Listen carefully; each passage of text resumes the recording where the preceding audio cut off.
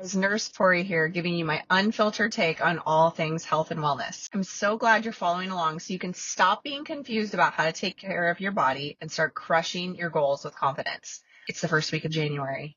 Yes, everything is bright and shiny, right? You've got bright and shiny goals. You've got a new 30-day thing you're doing. You're so motivated. This year's going to be different. Well, I'm not talking about January today.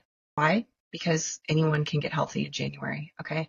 I am talking about February today because I want to make you fail-proof for February, and it's possible. Already you might be thinking, I've never been successful at anything past January. So how are you going to make me fail-proof for February? As a registered dietitian and nurse, I worked in the hospital for years, but since I left the hospital, I've had a one-on-one weight loss coaching program for women, and I've learned a thing or two about what is keeping you stuck.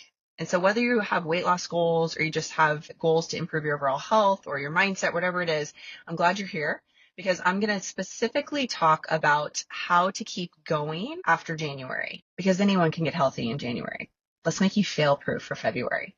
Because if you can be fail-proof in February, you can keep going for the rest of the year. All right, let's get to it. First thing on the list, number one, set realistic expectations. I know right now you are very highly motivated and you are just all about getting to every class. You're going to go 5 days a week. You're going to eat your salads. You're going to go low carb. You're going to do no alcohol. You are pumped, right? But you did that last year. What happened in February or March? What happened? You didn't keep doing it because it was too hard. It was way too hard. You set your expectations far too high for real life. Okay. You can gut it out for January, but if you want to keep going in February, you need to set more realistic expectations. And listen, I am all about putting in some hard work and setting a goal for yourself and pushing yourself. I'm all about that. So if you are already a part of a 30-day something, whatever, and you're doing a January challenge, I want you to think about revisiting this podcast in February when you're no longer motivated, when you're tired, craving all the favorite foods that you gave up, when you're going to a Super Bowl party and they're going to be serving chicken wings and beer and you want some. Okay, I want you to come back to that here. Why do we set unrealistic expectations in the first place? Well, we have this thing called the all or nothing mentality that keeps us stuck. We have the ability to do incredible things when we're all in. And I love that. I am a big proponent of working with your strengths, okay? So I suffer from the all or nothing mentality where I'm like, yes, a new goal I can set my sights on. I get a big dopamine hit from that. I get real jazzed up when I have a new goal. And then when the bright and shininess of it wears off, I don't want to do anything close to that again. So that's the all or nothing mentality. January, we can do incredible things that we're all in. And then February comes, I'm not going to do anything. If I can't do it perfectly, if I just can't crush it, if I can't make every class, I'm not going to go at all. When I say it, I know it sounds dumb to you. I know you can hear the craziness in it, but we still do it.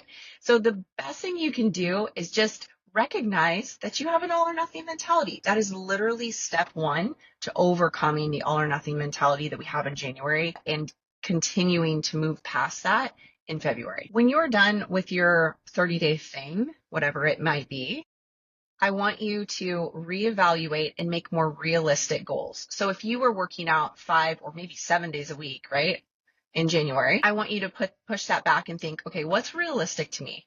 When I set my goal for this week of what my workout's going to be, realistically, I could make it to the gym or I could commit to 3 days a week. You might not think that's enough, but doing small things consistently is so much better than killing yourself and having to quit because you're over it. Okay, so number one, we're setting realistic expectations for ourselves come February and maybe not doing as much, but being more consistent. I love that.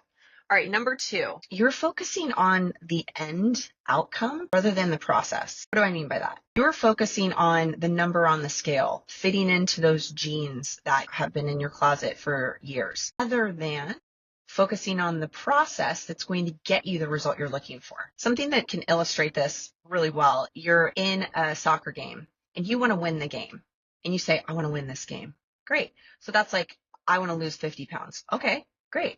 But if you just focus on losing 50 pounds, it's not going to get you there. If you just focus on winning the game, it's not going to get you there. What does it take to win the game?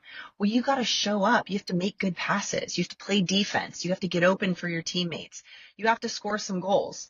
Those are the things you want to focus on to win the game, right? can't just say, oh, I want to win this game. Well, I bet you do.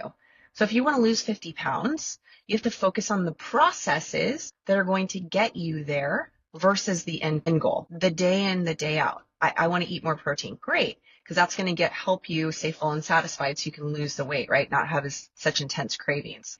One of my best tips to my weight loss clients is like eat more protein. But if you just say, I'm going to eat more protein, but you don't have any protein in your house, or you don't know how to even include that in your day, you're not going to eat more protein, right? You're not going to lose more weight. So we have to make these micro goals. We have to focus on the processes that are going to get you towards your goal. Like, I want to gain muscle, but you're never going to the gym. Well, great. Focus on the process. Do the day in and day out things that are going to get you the results you're looking for. So to recap there, I want you to focus on the process, not the outcome. And before you know it, the scale's going to be going down and your pants are going to be falling off and you're going to feel stronger and have to go up on your weights. That's what happens when you focus on the process. The third and final tip to make you fail-proof for February is stop thinking you're going to be motivated. That is the biggest lie ever. Are you motivated to go to work? No. Why do you go? Because you have to, because you don't want to lose your job, because you need to make money. Okay. So it applies here as well. Stop thinking you have to be motivated to stay consistent with what you want to do. I want you to think of the person in your life that is super consistent with something. Maybe it's working out. Maybe it's they're eating healthy. Maybe it's they, always are going to sleep on time. Maybe it's they never drink too much. Whatever it is, think of that person where you're like, wow, if I could be like them, I know I could reach my goals. And I want you to ask them, hey, are you motivated all the time? Are you motivated to get up and walk every day, even when it's really cold outside? I can guarantee you that 100% of the time, those people are going to say, no, I'm not always motivated. So you're not motivated to do that? No. Why do you do it then? Well, because it's the only time of day I have to go. I don't really have that many options to walk. So I go in the morning because I know how good I feel. Okay. So really these people are not doing things because they're motivated. They're doing things they don't feel like doing because they want the result that it gives them. So if you're asking yourself right now, do I feel like it? That's a terrible question to be asking yourself.